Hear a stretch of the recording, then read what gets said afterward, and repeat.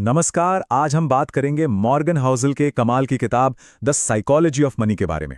ये किताब एक बहुत ही ज़रूरी बात सिखाती है कि पैसा, आप जानते हैं, सिर्फ नंबरों का खेल नहीं होता। आज हम पैसे के पीछे छिपे उसी मनोविज्ञान को समझने की कोशिश करेंगे जो शायद हम सब की फाइनेंशियल पजल का वो एक मिसिंग पीस है। तो चलिए एक सवाल से शुरू करते हैं। एक ऐसा सवाल जो हम सब ने शायद कभी ना कभी जरूर सोचा होगा। सोचिए, दो लोग हैं, दोनों की सैलरी बिल्कुल एक जैसी है, लेकिन कुछ साल बाद एक की फाइनेंशियल हालत बहुत अच्छी हो जाती है, वो काफी अमीर बन जाता है, और दूसरा दूसरा वहीं का वहीं संघर्ष करता रह जाता है। ऐसा आखिर होता क्यों है? क्या वजह है इसके पीछे?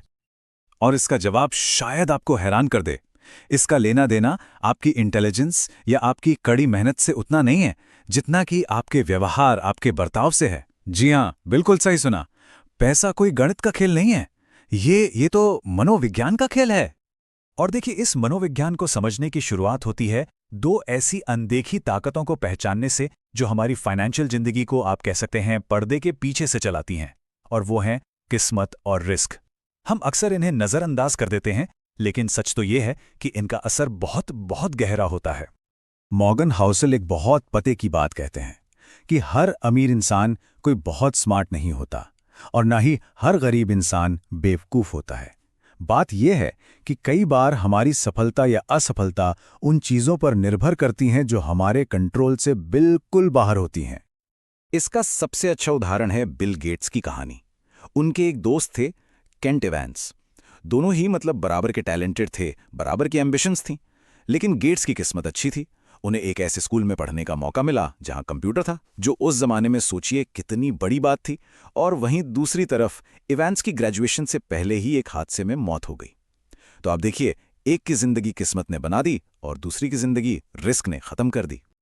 तो इस कहानी से हमें तीन बहुत ज़रूरी बातें सीखने को मिलती हैं। पहली, अपनी सफलता की तुलना कभी दूसरों से मत कीजिए। दूसरी, दूसरों की नाकामियों पर उन्हें जज करने से बचिए।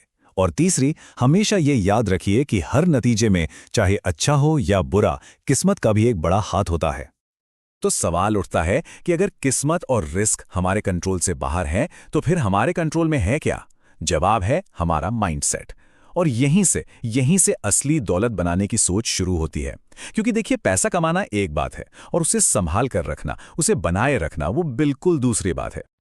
महान वैज्ञानिक आइंस्टीन ने कहा था कि कंपाउंडिंग दुनिया का 8वां अजूबा है। और सच में ये एक ऐसा जादू है जो बहुत धीरे धीरे काम करता है, लेकिन जब इसके नतीजे सामने आते हैं ना, तो वो हैरान कर देते हैं।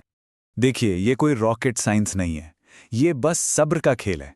शुरुआत में जब कोई निवेश करता है तो ग्रोथ इतनी धीमी होती है, इतनी धीमी कि बोरियत होने लगती है। लगता है कि अरे कुछ हो ही नहीं रहा है। लेकिन जो लोग इस बोरियत को झेल जाते हैं ना, उन्हें ही 20 साल बाद विस्फोटक, एक्सप्लोसिव नतीजे मिलते हैं। असली दौलत रोमांच से नहीं बनती, वो सब्र से बनती है। यहां एक बहुत ही जरूरी फर्क समझना होगा। अमीर बनना और अमीर बने रहना, ये दो बिल्कुल अलग अलग कलाएं हैं। अमीर बनने के लिए आपको अक्सर रिस्क लेना पड़ता है, बड़े दांव लगाने पड़ते हैं। लेकिन अमीर बने रहने के लिए इसका ठीक उल्टा चाहिए। आपको चाहिए विनम्रता और साथ में ये डर कि जो कुछ भी कमाया है वो जा भी सकता है। हम में से ज्यादातर लोग जिसे अमीरी समझते हैं वो क्या है? महंगी गाड़ियां, महंगी घड़ियां, डिजाइनर कपड़े। पर सच तो ये है कि ये सब असल में देनदारियां हैं, लाइबिलिटीज हैं। ये अमीर दिखना है, अमीर होना नहीं। तो फिर असली दौलत क्या है? असली दौलत वो है जो दिखती नहीं है। ये आपकी बचत है, आपके निवेश हैं, आपके फाइनेंशियल एसेट्स हैं। ये वो दौलत है जो आपको दिखावा नहीं बल्कि सुरक्षा देती है। और यहीं पे आता है सबसे मुश्किल लेकिन सबसे जरूरी शब्द, इनफ, यानी बस, काफी है। ये वो पॉइंट है जहां आप अपने गोल पोस्ट को और आगे खिसकाना बंद कर देते हैं। क्योंकि अगर आपने ये सीमा तय नहीं की तो थोड़ा और का लालच आपसे वो सब कुछ छीन सकता है जिसकी आपको सच में जरूरत है, और वो भी उस चीज के लिए जिसकी आपको शायद कोई जरूरत ही नहीं। तो ठीक है, अगर हम लालच से बचें और सब्र रखें, तो सवाल ये उठता है कि पैसे का असली मकसद है क्या? क्या सिर्फ बैंक अकाउंट में जीरो बढ़ाते जाना, या इसका कोई इससे भी गहरा, कोई बड़ा मतलब है? और इसका सबसे बड़ा और सबसे शक्तिशाली जवाब है, पैसे की सबसे बड़ी कीमत है अपने समय पर, अपनी जिंदगी पर कंट्रोल पाना। यही यही इसकी असली ताकत है। और अपने समय पर कंट्रोल का मतलब क्या है?